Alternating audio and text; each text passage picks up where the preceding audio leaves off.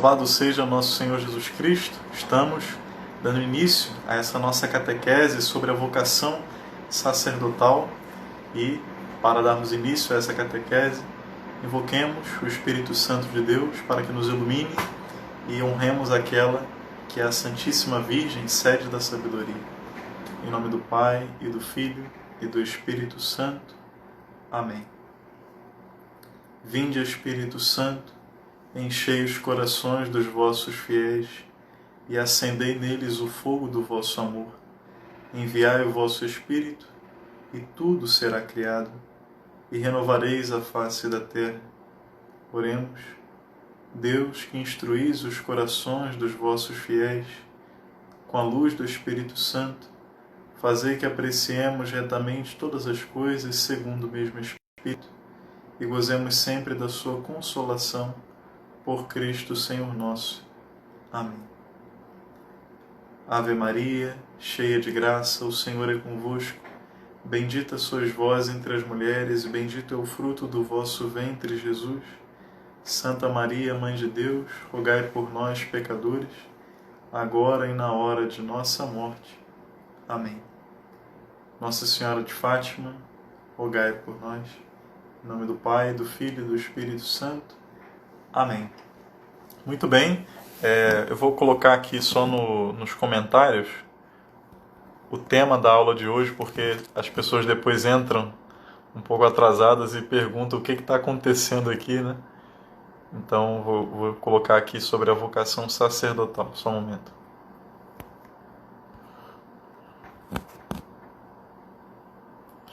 Boa noite, Marcondes. Deus abençoe.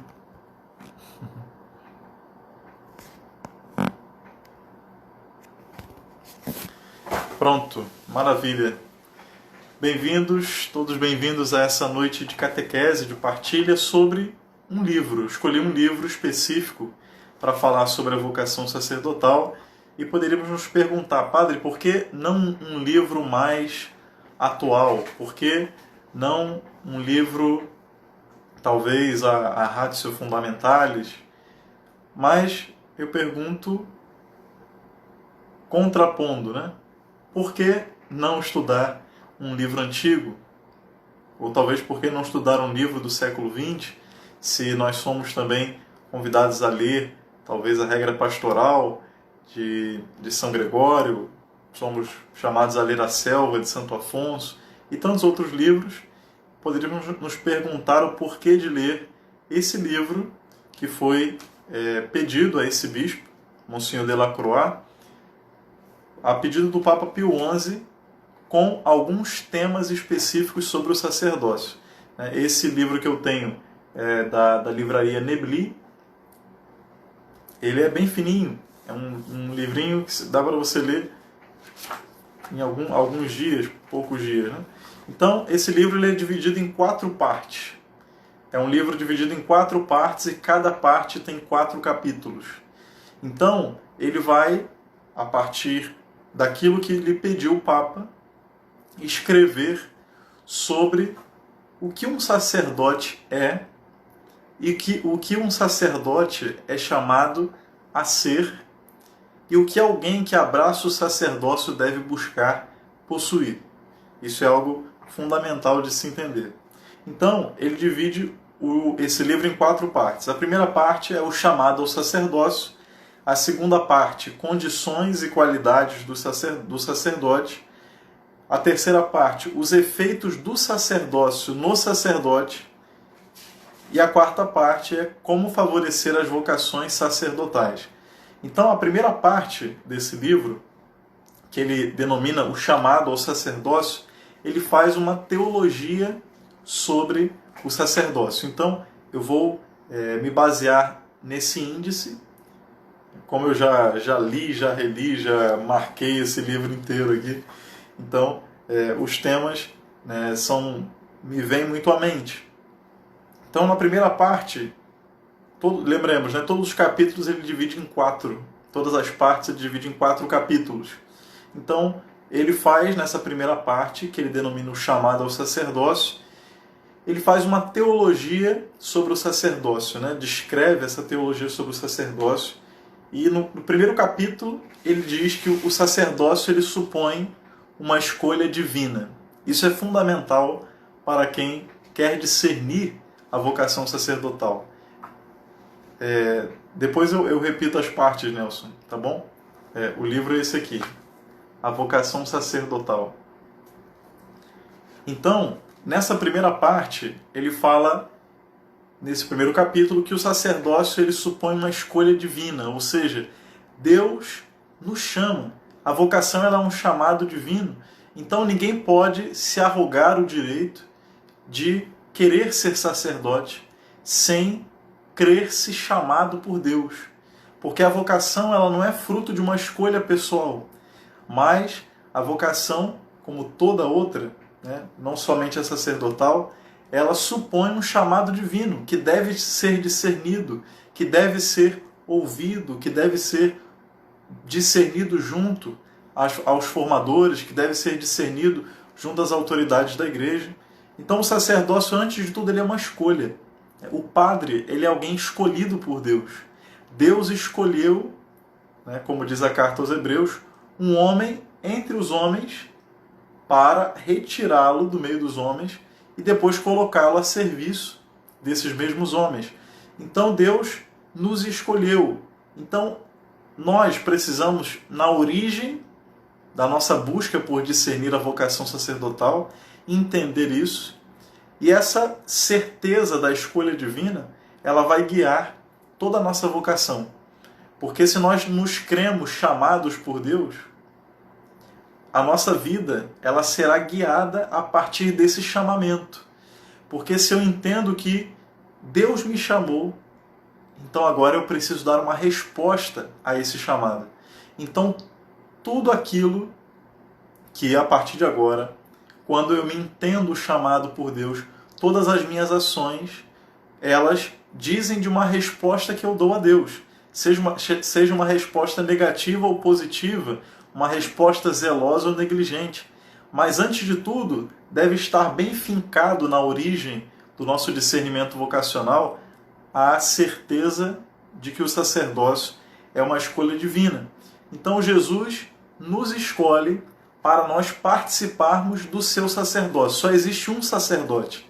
Não existem diversos sacerdotes. Não, só existe um sacerdote, que é Jesus, o único e eterno sacerdote. Então todos os outros participam do mesmo sacerdócio de Jesus. Por isso que o padre, ele é o mesmo Cristo. Ele é ipse Christus, não só alter Christus ou outro Cristo. Ele é o mesmo Cristo. Por quê? Porque ele participa do mesmo sacerdócio de Jesus.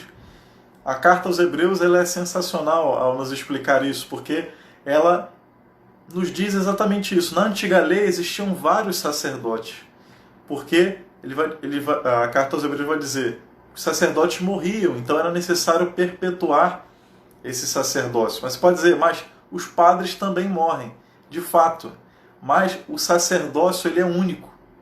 Esse sacerdócio de Jesus, ele é o único sacerdócio verdadeiro do qual nós participamos. Então, nós participamos do sacerdócio de Jesus verdadeiramente. Então, eu não tenho um sacerdócio próprio, mas eu participo do sacerdócio de Jesus. O meu sacerdócio, a minha ação é o prolongamento da ação de Cristo. É a continuação da sua obra redentora. Porque nenhum de nós viu o Pai, não é verdade? Nenhum de nós viu o rosto do Pai. Porém, aqueles que conviveram com Jesus viram o rosto de Jesus. Eles viram o rosto de Cristo. Mas, depois que Jesus subiu aos céus, nós que aqui estamos não vimos o rosto de Jesus. Então, depois que Jesus sobe aos céus, quem é o rosto de Jesus para nós? A igreja. Então, a igreja, ela é o rosto de Cristo para nós. E o rosto de Cristo através do sacerdócio. O rosto de Cristo através da ação sacramental, da ação salvadora de Jesus, que primeiramente se dá a partir do seu sacerdote. No segundo capítulo ele fala que o sacerdócio, depois de ser uma escolha divina, ele é uma graça também para o eleito. Porque a vocação sacerdotal, nós estamos num tempo de uma valorização extremada, né, entendam bem, uma valorização extremada do sacerdócio batismal. Porém, por conta de um longo tempo de desprezo desse sacerdócio batismal. Então, muitas vezes, né, nós estamos vivendo aquele relógio de pêndulo. Né? Então, ou seja, do desprezo do sacerdócio batismal, agora nós temos uma hipervalorização do sacerdócio batismal em detrimento do sacerdócio ministerial. Como se o sacerdócio ministerial não fosse superior ao sacerdócio batismal. É superior, verdadeiramente superior. E é importante entender isso, verdadeiramente, porque o sacerdócio dos fiéis, que o padre também tem, porque ele faz parte do povo de Deus, essa teologia ela é reafirmada no Concílio Vaticano II, o padre ele também faz parte do povo de Deus, porém ele foi retirado do meio do povo para receber uma graça em favor desse povo. Mas a graça que ele recebe foi a graça de participar do Cristo cabeça. Então, agora, ele não faz parte simplesmente do corpo de Cristo. Ele faz parte do Cristo total. Cabeça e corpo, porque ele faz parte dessa graça caput, né? A graça da cabeça. Então, o padre, ele é, sim, né? A vocação sacerdotal é a vocação mais sublime sobre a terra. Isso é indiscutível. Isso precisa ser reafirmado pelos católicos e deve voltar a ser crido. Porque não existe vocação mais sublime sobre a terra do que o sacerdócio. Não é a mesma coisa um padre e um pastor protestante. Não é a mesma coisa um padre e qualquer outro líder religioso.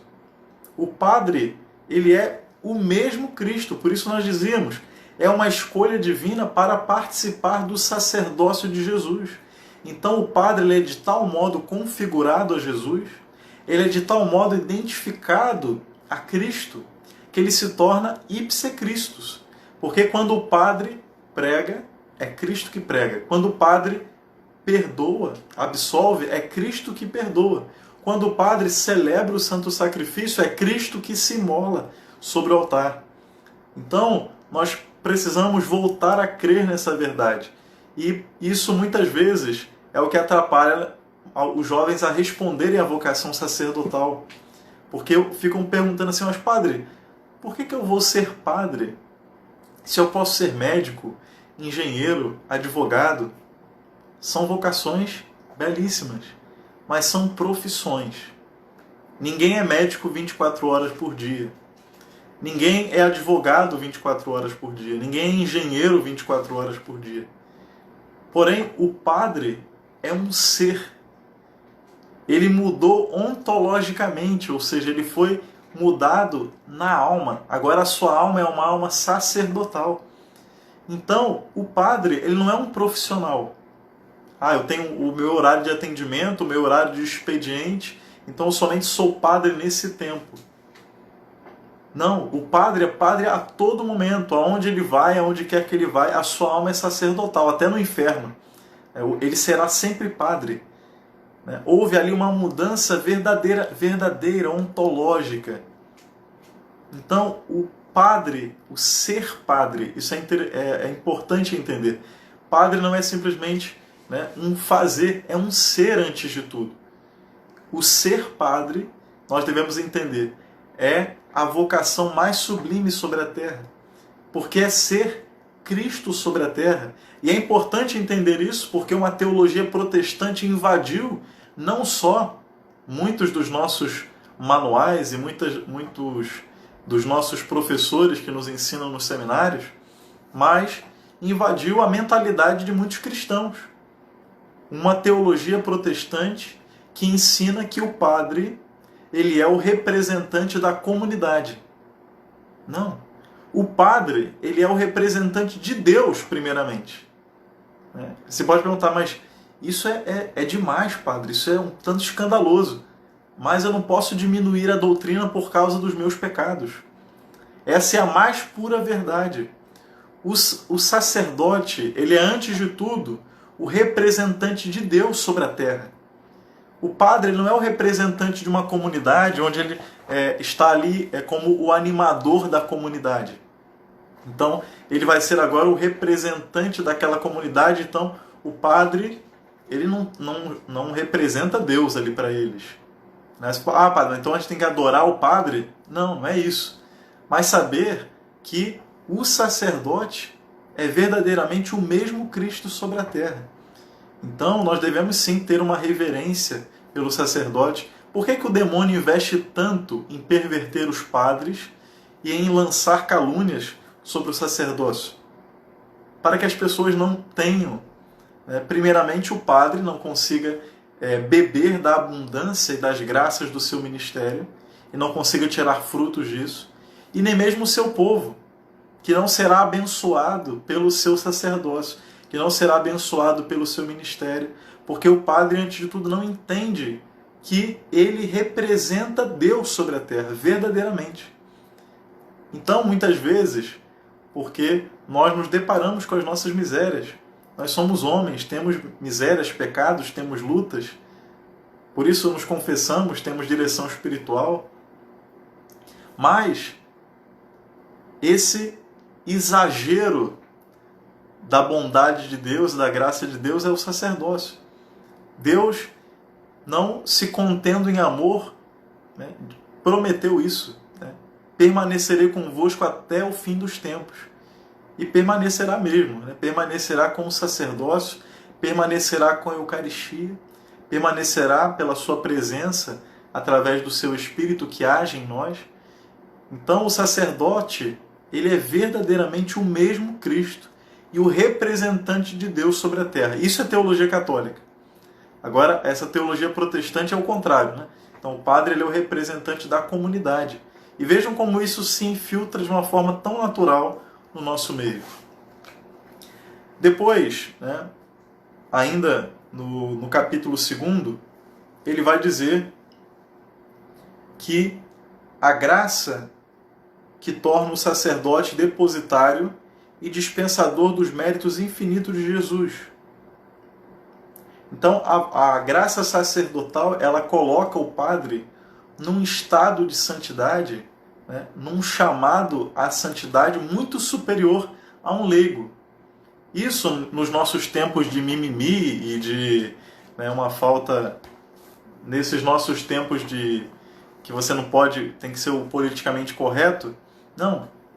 A nossa doutrina não pode ser diminuída por conta dessa cultura terrível, que nos impede de dizer a verdade e que nos impede de viver a verdade, de sermos libertados por ela por causa disso. Então, o padre, ele é chamado verdadeiramente a uma santidade muito mais elevada por conta do estado dele, por conta daquilo que ele lida. Ele lida com os sagrados mistérios de Jesus. O padre, ele se torna, de fato, o confidente íntimo de Jesus. Então isso é muito importante que os vocacionados, os seminaristas entendam isso verdadeiramente. Eu não entendia muito bem isso até ser ordenado, porque a graça sacerdotal é algo tão verdadeiro, é algo tão presente em nós, que quando nós somos ordenados é que nós entendemos verdadeiramente, meu Deus, é isso. É indescritível a primeira consagração, por exemplo. É indescritível dizer verdadeiramente a graça, porque você ouve os padres falando, até hoje mesmo falando, você não vai entender, mas quando você for ordenado, você vai entender a grandeza dessa graça que nós recebemos verdadeiramente na alma. A primeira consagração, a primeira confissão, é algo indescritível. Por isso é o ser padre. Nós vivemos dessa graça. Isso é fundamental de se entender. E essa graça que nos foi dada, e não foi dada a tantos, nem mesmo a Virgem Maria foi dada, foi dado o poder de perdoar pecados e de celebrar a Santa Missa, por exemplo. Não foi dado nem a Virgem Maria. E Cristo quis nos fazer participar dessa graça. Então, é algo que realmente nos assusta, nos assombra, mas é algo que também nos exige. E nos exige uma vida de uma busca intensa por amar a Deus e por corresponder a essa graça. No terceiro capítulo ele fala, né, que o sacerdócio é uma honra também para a família. Né? Muitas famílias, né, ainda mais nos nossos tempos, muitas não querem que o filho seja padre, porque não veem vantagens humanas nisso. Então, qual é a vantagem humana, muitas vezes, para uma família ter um filho padre? Quase nenhuma. Mas uma família com fé entende verdadeiramente a grande graça que é ter um filho sacerdote, porque o filho sacerdote ele atrai muitas graças também para a sua família, porque ele se torna, a partir da sua vocação, um grande dispensador dessas graças. Mais humanamente falando, né, em um mundo onde, né, basicamente, se deturpa o sacerdócio, onde se lançam calúnias contra o sacerdócio. Então, as famílias geralmente ficam preocupadas, né, quando um filho diz que vai ser padre. Porque acontece o seguinte, né, o padre, se ele está conversando com uma mulher, ele é mulherengo. Né? Se ele está conversando com um homem, ele é gay. Né? Se ele está conversando com uma senhorinha, ele está explorando ela. Né? Se ele está conversando com uma criança, ele é pedófilo. Então, essas calúnias, né, que são lançadas sobre o sacerdócio diabolicamente são muito presentes. Mas nada se compara ao bem que um sacerdote faz às almas. Nada se compara às felicidades do ministério, às alegrias do ministério. Eu tinha muitas vezes pavor de alguns retiros no seminário, quando chegavam alguns padres e começavam a pregar e começavam a falar: olha, a paróquia vai te engolir, olha, lá fora você não vai conseguir estudar, né? Lá fora você não vai conseguir rezar, né? Lá fora, né? Ou seja, era só coisa ruim, só tragédia. Eu falei, meu Deus, mas não tem nenhuma alegria nesse ser padre, que eu vou embora. Né? Como assim? Né? Não tem nada de bom, não tem nada que vale a pena, né, para continuar aqui dentro, né, para poder chegar lá. Né? Não. Tem tempo para rezar, tem tempo para estudar, tem tempo para se doar às pessoas. Nós precisamos, muitas vezes, né, de ordem. Porque uma coisa que os padres, muitas vezes, acabam esquecendo é que precisam, mesmo como padres, continuar vivendo como seminaristas. Como assim, padre? Pois é. Né? Viver como seminarista significa viver com ordem. Porque nós passamos 8 anos, 10 anos no seminário aprendendo a ter plano de vida, aprendendo a ter hora para acordar, hora para dormir, tempo para cada coisa. Passamos 8 anos, 10 anos aprendendo que nós temos que ter diretor espiritual, que nós temos que nos confessar com regularidade, que nós temos que amar a missa e a oração.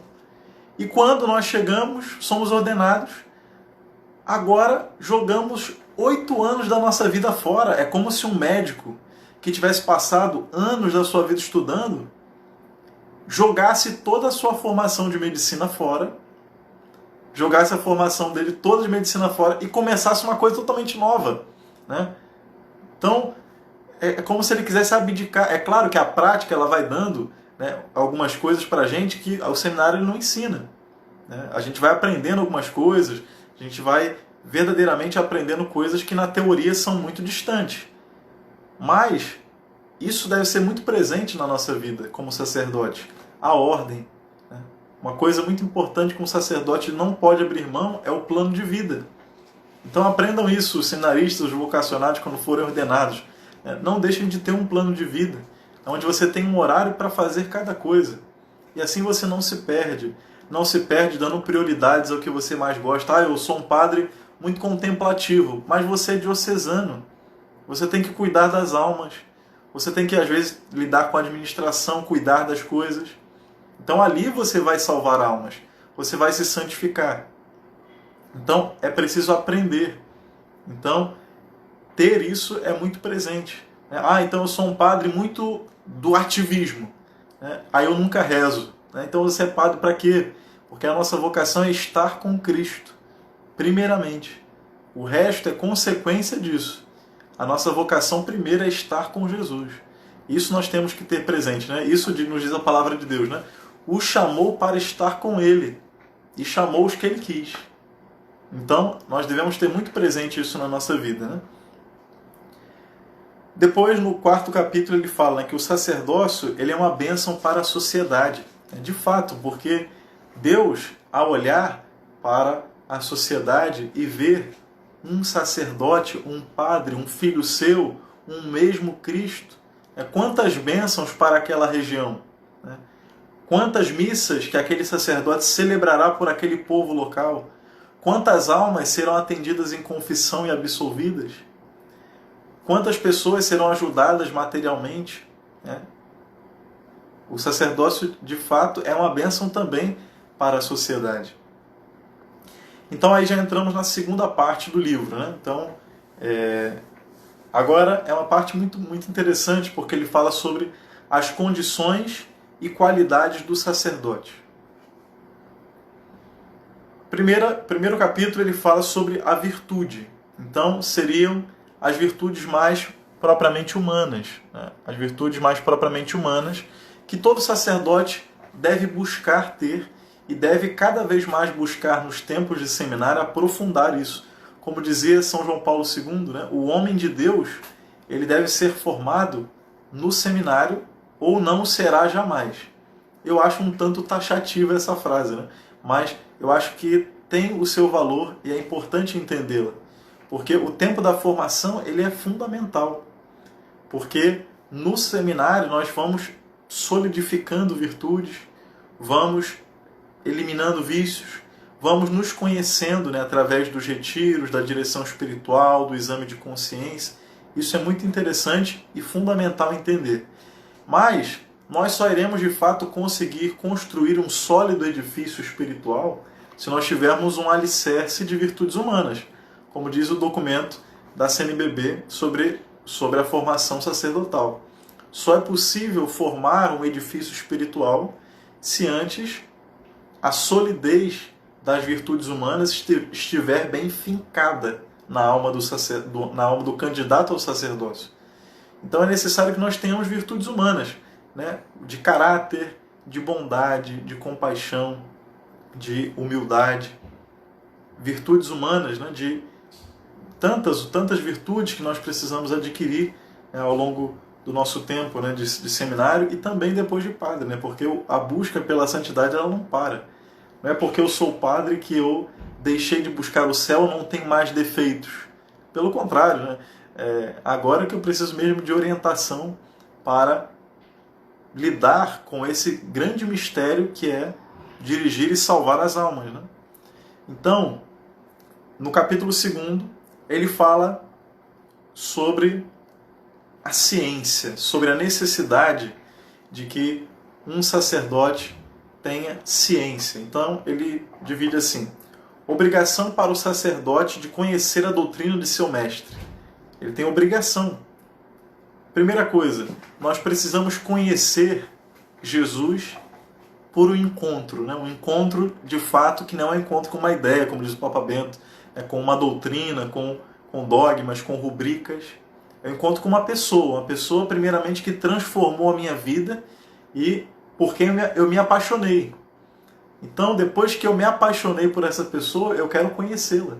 Então eu vou aprofundando o que Jesus disse, o que Jesus ensina, o que a igreja me ensina sobre Jesus, porque é a igreja que interpreta as Escrituras. Então é a igreja que vai me ensinar a doutrina do meu mestre. Então eu tenho obrigação, é um saber devido que um sacerdote tenha ciência. Ciência é conhecimento, Tenha conhecimento, não que ele seja um intelectual. Não, ele não precisa ser um intelectual. Mas ele tem que saber o básico do catecismo, pelo menos. O básico do catecismo ele tem que saber. Ele tem que saber ter uma formação, no mínimo, católica, que não lhe permita incorrer em heresias. Então o sacerdote ele tem o dever de conhecer a doutrina do seu mestre, porque se eu digo que eu sou servo de Cristo e não sei nada sobre Jesus, então estou sendo um mentiroso, estou dando a minha vida por nada. Depois, o sacerdote ele tem a obrigação de ensinar essa doutrina. Então o sacerdote ele também, ele é mestre. Por mais que o sacerdote talvez não tenha uma certa didática, padre, isso não é muito do meu perfil, eu não gosto muito de ensinar e tudo mais, mas você vai ter que pregar, porque é parte do ofício sacerdotal a pregação.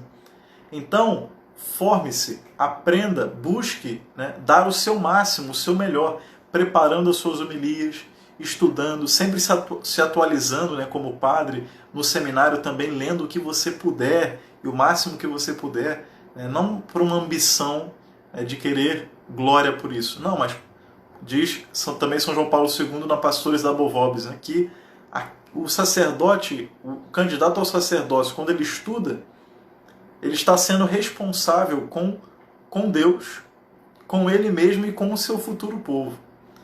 Então, o sacerdote, ele deve verdadeiramente se preparar para o ministério. Então ele tem a obrigação de ensinar. Então nós precisamos verdadeiramente buscar. Eu sou muito tímido, padre. Busque ajuda para vencer um pouco essa timidez. Padre, também com o tempo, quando a gente começa a pregar, a gente vai avançando, e claro, os anos vão ajudando, certamente. Eu tenho 5 meses de padre e vejo quanto em 5 meses já aprendi tanta coisa. E isso é muito importante, que nós também nos permitamos nos deixarmos ensinar. Porque como padre a gente também acha que só vai ensinar. Mas a gente também aprende muito com o povo, aprende muito com a vida. O confessionário nos humaniza. Então isso é muito importante que a gente entenda. O sacerdote tem a obrigação de ensinar. Então a sua homilia, ela não tem que ser uma coisa chata. Porque aí a pessoa tem aquele discurso assim, mas a pessoa tem que ir à missa não é por causa do padre, é por causa da missa. Exatamente. Mas convenhamos que participar de uma missa com um padre chato é horrível, De um padre que não fala nada com nada na homilia, que você sai dali mais confuso do que você entrou, querendo procurar um lugar para rezar. Então isso é problemático. Então busque, quando você for fazer homilia, não é uma repetição de palavras ou uma erudição, mas a homilia ela deve de fato nos impulsionar a dizer o que essa palavra hoje pode tocar o coração do meu povo, não de uma forma sentimental, mas o que essa palavra de hoje, dessa missa, tem a dizer a essas pessoas. Como eu posso dizer a essas pessoas o que Jesus espera delas? Então, isso é algo a se pensar também. Depois ele fala que a ciência é necessária para refutar os erros e combater os inimigos da igreja. Então, de fato, porque muitas vezes nós podemos, por conta de não conhecer, por exemplo, as heresias, de não conhecer as filosofias vigentes e até as passadas, de muitas vezes incorrer nesse tipo de coisa nas nossas próprias pregações. Uma vez eu comecei a ouvir uma pregação de um padre e ele começou a falar assim, porque nós temos uma contradição entre o corpo e a alma. O corpo, ele é mal e a alma, ela é um bem. Aí ele falou assim, o que é isso? Aí eu respondi assim internamente, eu falei, maniqueísmo. Porque o que é isso? Então ele estava dando uma de coach na homilia. Mas se nós não tivermos um conhecimento profundo, muitas vezes, do que são as heresias, do que são essas filosofias mundanas e contrárias à doutrina, a gente acaba caindo nesses erros. E também sempre ser humilde, porque muitas vezes, às vezes vem um fiel e diz, padre, isso que o senhor falou não está muito certo. Aí você vai lá e pensa, estuda, não é verdade, isso aqui não está condizente com o que a igreja diz. Então, perdão, de fato eu vou me corrigir. Então, estar aberto também de forma humilde, porque você está ali para ensinar, mas como um servo de Cristo, como alguém que tem a obrigação de ensinar. Depois ele fala que a ciência ela é necessária em face da classe instruída e dirigente. De fato, imagina, meus irmãos. A pessoa fala assim, ah, não, mas eu vou ser um pároco de aldeia. Mas, às vezes você pode ser mandado para uma paróquia de gente rica. Né? E de fato, né, a gente não sabe os lugares para onde a gente vai. Né? Ao mesmo tempo que eu já almocei numa casa onde não tinha nem, o chão era de concreto, né? Mas já almocei em casa de donos de empresas famosas, né? Tipo McDonald's, as coisas assim. Então, nós precisamos ter, de fato, uma certa linguagem, né? Buscar, né? Estudar o português. Né? Você fica lá no seminário, por que eu estou estudando português? Né? Por que essas aulas lá do Abrantes tão difíceis? Né? Por que eu tenho que estar ali lendo aquelas coisas, Não, você tem que aprender isso para quando você também for escrever lá para sua paróquia, algum informativo. Aí vai lá, o padre escreve tudo errado, sem ponto, sem vírgula, tudo estranho, o pessoal olha, é uma pessoa instruída, porque o padre não lida só com pessoas que não têm estudo. O padre lida com médicos, lida com pessoas com uma formação excelente. Então, às vezes, isso causa uma certa vergonha. Então, nunca dar margem para isso, né? Então é fundamental também ter esse esforço, porque o seminário nos dá isso. Então é simplesmente buscar aproveitar aquilo que nós recebemos. Então isso é fundamental.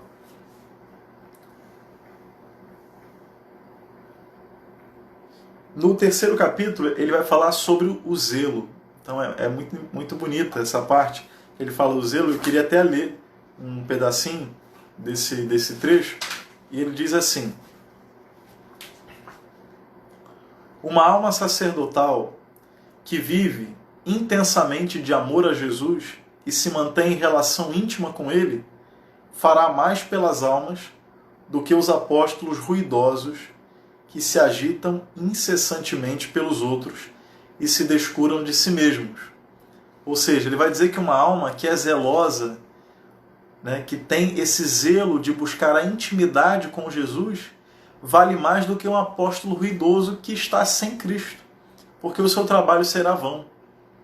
Um apostolado, para ele dar certo, é como diz o padre Timon Davi, ele diz que um apostolado, para dar certo, ele não precisa de somente engenhosidades humanas. Ele precisa, antes de tudo, de santidade.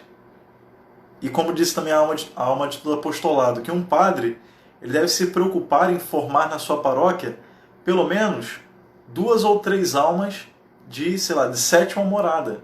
Ou buscar, alguém que busca mais a perfeição, né, e te pede direção espiritual, assim diz Dom Chotá. Então, eu devo pegar aquelas almas e devo cada vez mais buscar formá-las para que elas cresçam mais e mais em intimidade com Jesus, porque elas serão como luzeiros na comunidade, luzeiros de santidade, porque a santidade ela irradia.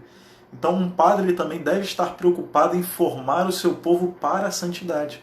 Então por isso também o zelo pela salvação das almas é esse zelo, né? Que é antes de tudo não uma preocupação com eventos para a massa, mas sobretudo a preocupação de alma para alma, onde eu constato, que aquela alma está crescendo, que ela está progredindo, ou que ela está regredindo, quais são os remédios para aquilo. Isso é fundamental. E ele diz assim: encarar de modo diverso o zelo sacerdotal é tirar-lhe a vida e a fecundidade. O grande meio de tornar-se apóstolo é encher-se do Espírito de Jesus e nutrir-se do seu amor, trabalho que se elabora no seminário. Então, qual que é o grande meio para se tornar apóstolo? Encher-se do Espírito de Jesus e nutrir-se do seu amor. Então, isso primeiramente se dá pela oração. Eu digo a vocês que eu tive a gente vai se convertendo, claro, a gente não é que nem protestante, eu me converti, né? Estou salvo. Não, nós temos processos de conversão. Mas eu digo assim que um grande processo de conversão para mim, durante o tempo de seminário, foi com o retiro do Padre Paulo Ricardo. Você pode falar, não gosto do Padre Paulo Ricardo, não interessa, mas a questão é quando o padre Paulo Ricardo me apresentou os meios para a santidade. Porque eu sempre ouvi isso, você tem que ser santo, você tem que ser um padre santo. Tá, mas como? Como ser um padre santo? Qual o primeiro passo? Qual o segundo passo? O que eu tenho que fazer? Não é que é uma questão matemática, porque a santidade ela lida com almas, e cada alma é única. Por isso Santa Teresa diz que no castelo existem moradas, porque cada morada funciona de um jeito em uma alma. Então, quando eu entendi, né, que a igreja já nos deu isso, né, compilado pelos manuais de ascética e mística, compilado pelos mestres espirituais, então isso me ajudou em muito, porque eu achava que eu iria me salvar, eu achava que seria um bom padre sem ter uma vida profunda de oração. Então isso é fundamental, né? Seminaristas, vocacionados, né, não abandonem a oração. Isso é fundamental de se entender, né? Não abandonem a oração jamais, mesmo que caiam em pecados, porque aí é o tempo de rezar também, porque é aí que você irá ter graças atuais de contrição para voltar para o Senhor. Ele fala isso, ele fala sobre o zelo, né? Então, o zelo, ele diz, né, que o zelo é uma consequência da consagração sacerdotal. O zelo é uma necessidade do sacerdote que compreende a sua missão. O zelo é o sustentáculo do sacerdote nos seus trabalhos. O que é esse zelo, né? O zelo, ele é uma piedade, né? Antes de tudo, uma piedade que gera amor. Então, um padre, ele deve ser, antes de tudo, piedoso. Piedoso não é aquela pessoa, né, que fica assim, né? Eu naturalmente eu rezo com o pescoço para frente, né? O pessoal fica me zoando. Mas não é, eu não faço esse propósito não. Não sei porquê, alguma coisa tem aqui que vai, mas não é por isso, né? Não é isso que diz quem é piedoso, né? Isso é uma questão corporal, mas é uma questão é uma questão interior. É uma questão interior. Então esse zelo de amor, ele gera cada vez mais intimidade com Jesus. E é isso que nos faz crescer na santidade, né? Uma genuflexão, né? Uma genuflexão que você faz bem feita, né? Um beijo ao seu crucifixo antes de dormir, antes de estudar, né? Um olhar à Virgem Maria. Então isso é fundamental de entender, né?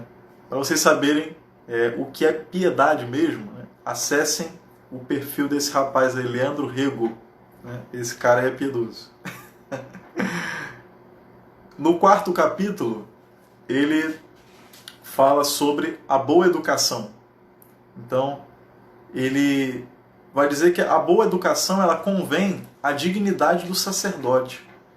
A boa educação ela é fundamental, não por uma questão, o pessoal fala assim, esse negócio de etiqueta, isso é furado. Não é que você tem que ser um escravo da etiqueta, eu só como com a mão tal, não sei o que. Não, mas você precisa ter o mínimo de boa educação, né? Falar, né? Para tratar o seu povo também, né? A gente às vezes se acha no direito de gritar com as pessoas, de tratar mal as pessoas.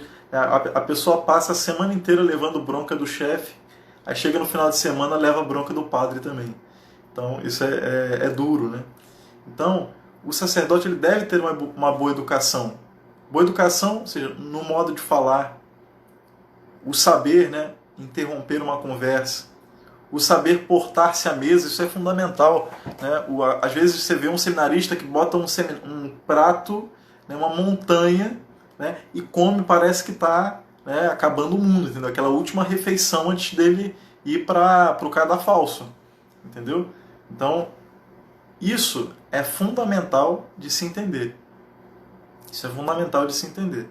Que essa boa educação, ela não é um adendo. Ela é necessária também para um sacerdote, por causa da sua dignidade. Isso nos diz, né, São João Batista de La Salle. Ele escreve um livro sobre a civilidade cristã. E ele, de fato, diz isso, que onde o cristianismo chegou, ele levou civilidade. Por conta da dignidade dos filhos de Deus. Isso é fundamental entender. Um cenarista que, sei lá, que fala de boca cheia, né? Aí ele vai na casa de alguém, né? E olha assim, meu Deus, mas esse rapaz vai ser padre, né? O cara chega lá, né? Não sei, faz uma coisa bizarra na casa dos outros, né? E não tem esse zelo. Isso é importante de se entender. E ele fala uma coisa interessante aqui, né? Que a boa educação é um meio de tornar a virtude mais simpática e o ministério mais frutuoso. De fato, a gente tem mais afeição com uma pessoa bem educada. Então, não é que você deve estar preocupado com isso, mas existe algo na teologia espiritual que a gente tem que aprender também. Porque a gente tem uma visão distorcida um pouco sobre a questão da humildade. Mas a boa imagem para as boas relações, ela também é importante para um sacerdote, onde ele deve ter uma educação que lhe permita tornar o seu ministério frutuoso, tornar o seu ministério agradável às pessoas. Um padre grosseiro, que o pessoal fala, um cavalo batizado, então isso vai afastando as almas dele.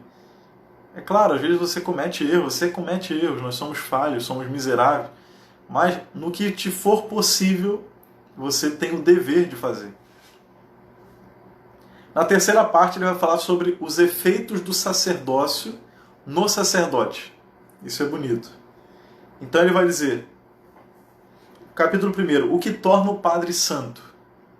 Então ele diz, primeira coisa, a consciência da sublimidade e da perfeição do seu estado. Então o padre, ele antes de tudo, ele deve ter consciência de quem ele é. Isso sempre, né, nos recorda, né, desde o oráculo de Delfos, né, lembra-te de quem tu és. Então nós precisamos ter essa dimensão de entender a nossa identidade, entender a nossa sublimidade, a sublimidade da nossa vocação. Um padre não pode ter medo de entender isso, porque isso de fato o assombra, mas isso também o eleva, isso o coloca para cima, isso faz entender que ele deve buscar virtudes. Um seminarista que entende que ele está caminhando para uma vocação alta, ele não vive de mediocridades, ele não vai vivendo o seminário empurrando a barriga. Eu vou estudar tal coisa, né, de qualquer jeito, eu vou para a capela e não vou rezar bem, vou levando, não partilho com o meu diretor espiritual dificuldades que eu tenho, não vou me aperfeiçoando, né, buscando, né, me aperfeiçoar em Deus, buscando dar o meu melhor em tudo, meu melhor no estudo, meu melhor na oração, meu melhor na convivência, meu melhor, né, sendo sincero na direção espiritual, na confissão. Então isso é de fato uma luta, né? É uma luta que nós vamos viver até o fim da vida. Mas é uma luta que ela deve estar sendo travada. E ela deve querer, nós devemos querer lutá-la. Então isso é necessário que nós também busquemos. Depois ele fala, o que torna o Padre Santo? O desejo único da glória de Deus. O desejo único de glorificar a Deus e o desejo da salvação das almas. E o esquecimento de si mesmo constitui o espírito sacerdotal. O espírito sacerdotal consiste nisso, né? Segundo o padre Tanqueray. Ele diz, né? Esquecer-se de si mesmo, buscar a salvação das almas e buscar em tudo a glória de Deus. Agora entendam isso. O que é esquecer-se de si mesmo? Porque aí tem uma outra deturpação, né? Esquecer de si mesmo é não fazer as coisas buscando a sua própria glória. Mas esquecer de si mesmo não é você comendo, né, comendo de tudo, né, prejudicando a sua saúde, né, não buscando fazer um exercício físico, não buscando dormir, não buscando ter uma espécie de lazer. Isso não é esquecer-se de si mesmo, né? Isso é o contrário, né? Isso, na verdade, é uma desordem. Então, né, um padre deve cuidar da sua saúde, deve cuidar da sua alimentação, deve cuidar, né, do seu lazer, do seu descanso, para servir. Tudo para a glória de Deus. Então isso também deve estar presente nas nossas consciências. Terceiro, o que torna o Padre Santo? Ele fala, o espírito sobrenatural. Um padre deve cultivar olhos sobrenaturais sobre a sua vida. Olhos sobrenaturais sobre os seus sofrimentos. Olhos sobrenaturais sobre o dinheiro que ele tem que contar, né? Em cada nota uma alma, né? né, por quem eu rezo, né, por quem eu estou entregando, as famílias da minha paróquia, né, a papelada que eu tenho que rever. Né? Senhor, ofereço cada uma dessas páginas por uma alma. Né? Senhor, quero te oferecer, né, ouvir, né, essa pessoa muitas vezes inoportuna, né, pela minha conversão, pela conversão dessa pessoa. Então o padre deve, de fato, ter olhos sobrenaturais, esse espírito sobrenatural sobre a sua vida. Deixa eu ver quanto tempo a gente tem aqui ainda. Eita, só 10 minutos. Depois ele fala, o que torna o padre santo? Ele fala, a vida interior. Então, né, o espírito, né, a alma de todo apostolado, como diz Dom Chotá, é a vida interior. Então, se antes de partir para as minhas atividades, eu não busco uma profunda vida interior, e as minhas atividades elas não têm como centro essa minha união com Cristo, alguma coisa está errada. Eu sempre me perguntei isso no seminário, né, quando os padres diziam, olha, você não vai ficar o dia inteiro no altar, você não vai ficar o dia inteiro no confessionário, então não adianta alimentar essa mentalidade de que você vai se ordenar para celebrar a missa e atender confissão. De fato, né, a gente não passa o dia inteiro, né, no confessionário, nem celebrando a Santa Missa. Mas o nosso dia vive desses momentos. E o nosso dia, ele vive das graças que nós recebemos da missa, das graças que nós recebemos ao atender as pessoas, das graças que eu recebo ao fazer a minha oração mental pela manhã. Então é isso que deve constituir o verdadeiro espírito sacerdotal. Não ficar, né, muitas vezes, indo para o seminário desanimando os seminaristas. Isso é terrível. E isso é uma mentira, né? Não acreditem nisso. Se você quiser rezar, se você quiser se doar a Deus, se você quiser viver o ministério de forma santa, né, íntegra, é possível. Então, permaneça firme. Depois, ele fala o amor de Jesus, né? Está unido, né, o que torna o Padre Santo, né? O amor de Jesus. Claro, cultivar o amor cada vez mais a Jesus, a ponto de que, de fato, Jesus se torne o que ele é, né? Amigo. O sacerdote ele tem que ser o melhor amigo de Jesus, a ponto de que você tenha saudade de Cristo, saudade do sacrário, saudade do confessionário.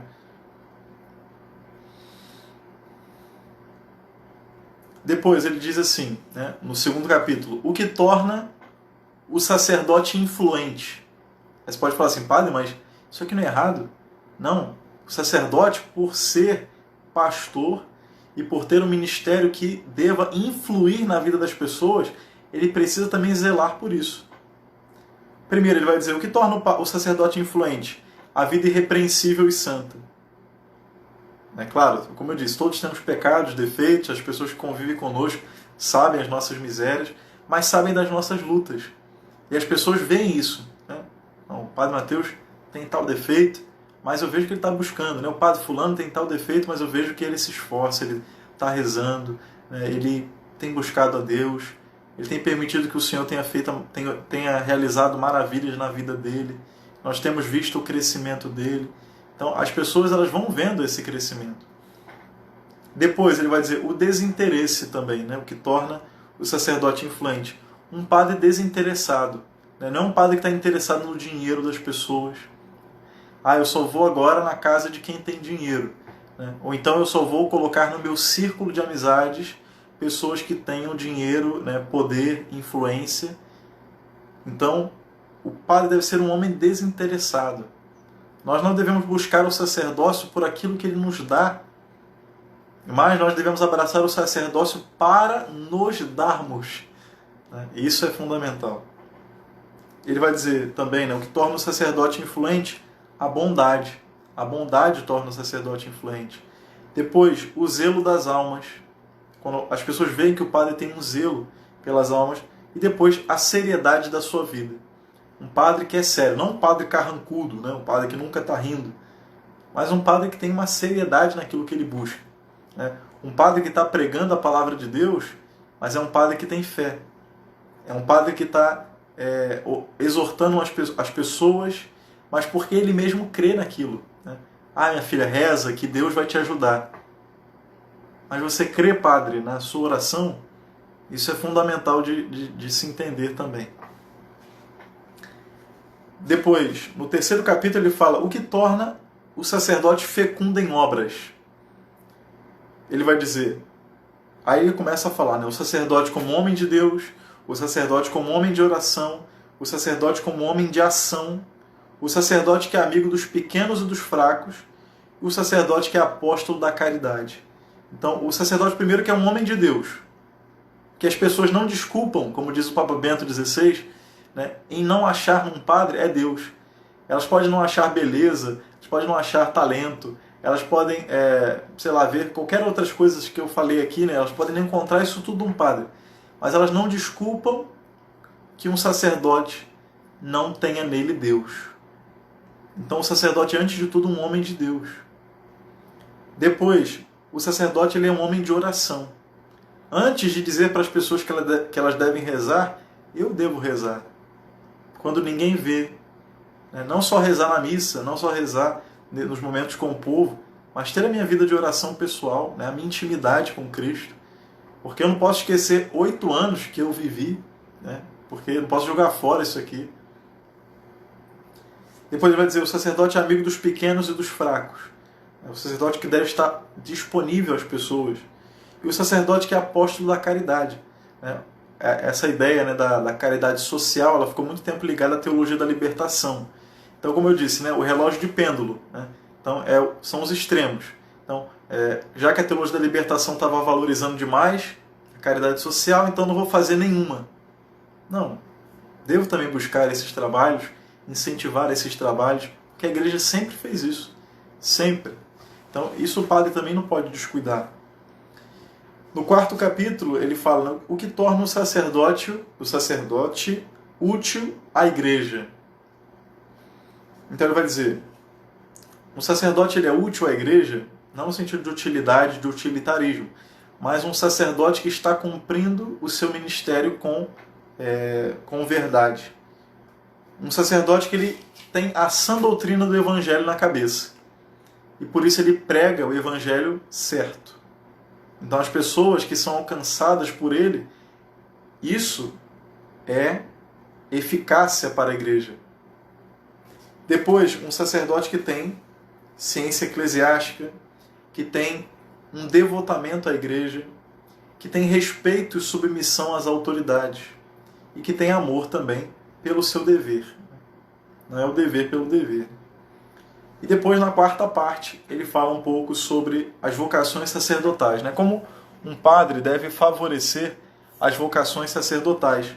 Então, ele primeiramente, ele também divide em 4 capítulos, e ele vai dizer, mas aqui eu queria me focar somente no terceiro e no quarto capítulo. No primeiro ele fala um pouco sobre o papel dos pais, das pastorais vocacionais, do sacerdócio, mas ele fala aqui sobre a formação do seminário. Então ele fala sobre 5 pilares da formação no seminário.